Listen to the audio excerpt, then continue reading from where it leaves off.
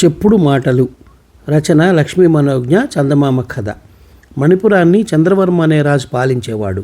ప్రజలను కన్నబిడ్డల్లా చూసుకోవడంలో ఆయనే సాటి. ఎంతటి ధర్మప్రభువో అంతటి వీరుడు కూడా. అయితే చంద్రుడికి మచ్చల చంద్రవర్మలో ఒక లోపం ఉండేది. ఆయన చెప్పుడు మాటల్ని గుడ్డిగా నమ్మేసేవాడు. పొగడ్తలకు ఆట్టే లొంగిపోయేవాడు. ఈ బలహీనతని ఆసరాగా చేసుకుని కొందరు ఆయన చుట్టూ చేరి తమకు గిట్టని వారి మీద ఏవేవో పితూరీలు కల్పించి చెప్పసాగారు. రాజు వాటిని గుడ్డిగా నమ్మి ఏమాత్రం ముందు వెనుకలు ఆలోచించకుండా వాళ్లను కఠినంగా శిక్షించేవాడు. ఇలా చెప్పుడు మాటలకు ఎందరో అమాయకులు బలయ్యారు. దానితో ప్రజల్లో చంద్రవర్మపై గల గౌరవం తగ్గి క్రమంగా అసంతృప్తి చోటు చేసుకోసాగింది. ఒకరోజు ఆస్థాన జ్యోతిష్కుడైన శ్రీనందుడు రాజభవనం పక్కగా వెళ్తుండగా భుజం మీద పెద్ద పనసపండును ఒకదాన్ని పెట్టుకుని ఎదురుగా వస్తున్న ఒక మనిషి కనిపించాడు. శ్రీనందుడు అతన్ని ఆపి, ఏమయ్యా, చాలా పెద్ద పనసపండులా ఉందే, బాగా పండినట్టుగా కూడా ఉంది, ఎవరి కోసం తీసుకుపోతున్నావేంటి అని ప్రశ్నించాడు. శ్రీనందుడు ఎవరో ఆ మనిషి ఎరుగడు. అతడు శ్రీనందుడితో, బాబు, అది నా తోటలో కాసిన తొలి పండు. రాజు దేవుడితో సమానమంటారు కదా, తొలి పండును ఆయనకే సమర్పించుదామనుకుని వెళ్తున్నాను అన్నాడు. అలా నా మంచిది. అయితే ఇంతకు నిన్నెందుకు ఆపానో చెప్పనే లేదు. ఎదురుగా వస్తున్న నీ ముఖంలోకి పరీక్షగా చూశాను. ఈ దేశానికి రాజు కాదగిన లక్షణాలన్నీ నీలో పుష్కలంగా ఉన్నట్టు గమనించాను. ఏదో ఒకనాడు నువ్వు ఈ దేశానికి రాజువు కాగలవని నా నమ్మకం. ఆ విషయం చెప్పాలనే నిన్ను ఆపాను.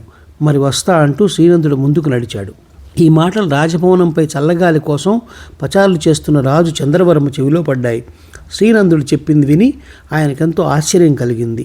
అది ఓ గొప్ప జ్యోతిష్కుడే ఈ మాట చెప్పాడంటే అందులో నిజం లేకపోలేదని అనిపించి ఆయన ఏం జరుగుతుందో చూడాలన్న ఉత్సాహంతో చాటుగా ఉండి గమనించసాగాడు. శ్రీనందుడి మాటలు వినగానే సహజంగానే రైతు కళ్ళు మెరిశాయి. అతను వెళ్ళిపోతున్న శ్రీనందుడి వెంటపడి ఆపి, అయ్యా, నన్ను గురించి ఇలా ఎందుకు అనుకున్నారో కాస్త వివరంగా చెప్పండి అని కోరాడు. చెప్పడానికి అభ్యంతరం ఏమీ లేదు, కానీ ఉచితంగా నేనెందుకు చెప్పాలి అని అడిగాడు శ్రీనందుడు. తనలో రాజు కాదగిన గొప్ప లక్షణాలు ఏమిటో తెలుసుకోవాలన్న ఆత్రంలో రైతు తను రాజదర్శనానికి బయలుదేరిన విషయం పూర్తిగా మర్చిపోయి తన దగ్గరున్న పనసపండును శ్రీనందుడి చేతిలో పెడుతూ, అయ్యా, నేను చాలా పేదవాణ్ణి. ఈ పండు తప్ప ప్రస్తుతం నా దగ్గర చిల్లి గవ్వ కూడా లేదు. ఈ చిన్న కానుకను స్వీకరించి ఇకనైనా చెప్పండి, నాలో తమకు కనిపించిన అంత గొప్ప రాజలక్షణాన్ని ఏమిటి అని అడిగాడు. తమరు చెబితే వినాలని తహతలాడిపోతున్నాను అన్నాడు ప్రాధేయపడుతూ. ఇందుకు శ్రీనందుడు చిన్నగా నవ్వి, నేనెవరో నీకు తెలుసా అని అడిగాడు. తెలియదు. తమని ఏనాడు చూసిన గుర్తు కూడా లేదు అన్నాడు రైతు. అది సంగతి. ఇప్పటి వరకు నేనెవరినో కూడా నీకు తెలియదు. అయినా దారిపోయే నేను నిన్ను చూసి ఏదో కల్పించి 4 పొగడ్త మాటలు మాట్లాడేసరికి గుడ్డిగా నమ్మేశావు.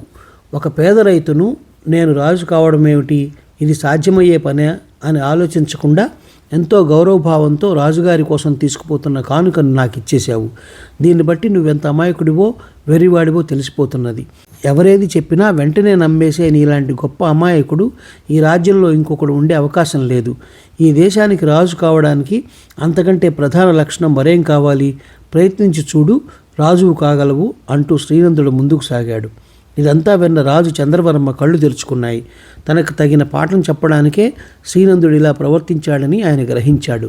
ఆ తర్వాత శ్రీనందుడు ఆశించిన విధంగానే చంద్రవర్మ ప్రవర్తనలో పూర్తిగా మార్పు వచ్చింది. ఈ కథ నచ్చినట్లయితే షేర్, లైక్, సబ్స్క్రైబ్ చేసి పక్కనున్న గంట ఐకాన్ని కొట్టండి.